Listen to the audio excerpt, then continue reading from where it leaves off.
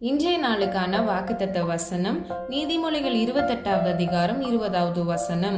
உண்மையுள்ள மனுஷன் பரிபூரண ஆசீர்வாதங்களை பெறுவான், ஐஸ்வர்யவானாகிறதற்கு தீவிருக்கிறவனோ ஆக்கினைக்கு தப்பான்.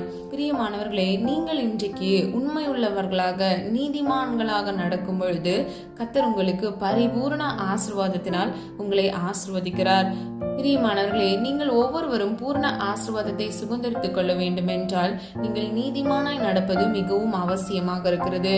வேதம் இப்படியாக நீதிமானை சொல்லுகிறது: கர்த்தருடைய கற்பனைகளை கை கொள்கிறவனும் நியாயங்களை கை கொள்கிறவனும் உண்மையா இருப்பானாகில் அவனே நீதிமான். ஹல்லேலூயா.